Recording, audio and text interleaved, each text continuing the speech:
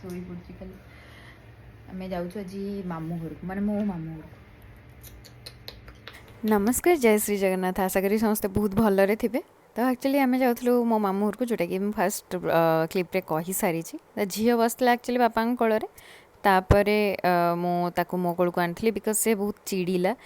Actually ଡ୍ରେସ୍ଟାର ସେ ଯେଉଁ ଫୁଲ ଗୁଡ଼ାକ ନା ତା ମୁହଁରେ ପଡ଼ୁଥିଲା, ତ ସେଥିପାଇଁ ସେ ଟିକେ ଇରିଟେଟ୍ ହେଇଯାଉଥିଲା।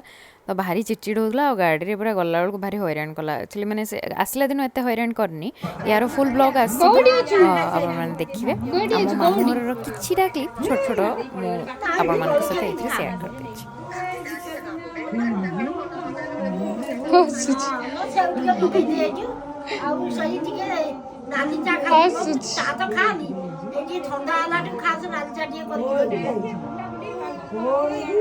ମଶା କାମୁଡୁଛି ମତେ।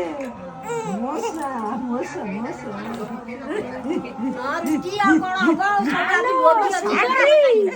ଖସି ଯାଉଛି। ସୁନ୍ଦରୀ ସବୁ ଖସି ଯାଉଛି। ସବୁବେଳେ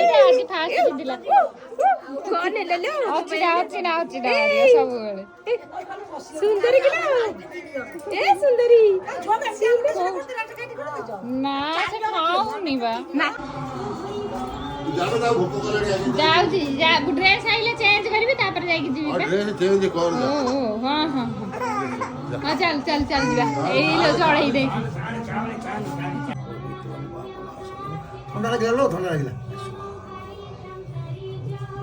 ତ ବୋଉର ଆଉ ମୋ ପାଇଁ ଆଈ ଯାଚିଥିଲା ଆମ ଦୁଇ ଜଣଙ୍କ ପାଇଁ ସତ୍ୟନାରାୟଣ ପୂଜା। ତ ସେଇଠି ସତ୍ୟନାରାୟଣ ପୂଜା କରାହେଲା ରାତିରେ ଆମେ ପହଞ୍ଚିଲା ପରେ। ଆଉ ଏଇଠି ଝିଅକୁ ନନା ଆଶୀର୍ବାଦ ଦେଉଥିଲେ।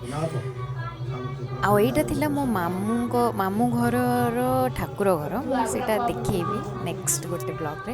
ଆଉ ଆମ ଗୋପୀନାଥଙ୍କୁ ବି ମୁଁ ଦେଖେଇବି।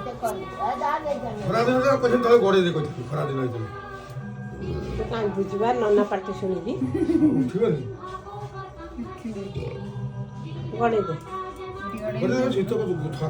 ଖାଉ ତଳୁ ଆଣିକି ମୁଣ୍ଡରେ ମାରିଦେ।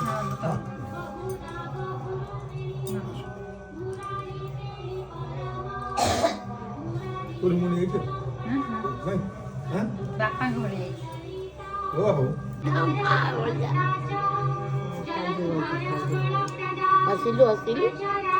ହସିଲୁ ଏଇନା କାନ୍ଦି କାନ୍ଦିକି ମୁଣ୍ଡ ଖରାପ କରିସାରିଲାଣି ସେ। ନାଇଁ ସେଠି ଅଛି ନା ବାହାରିବ ମୁହଁ ଦେଖିଲେ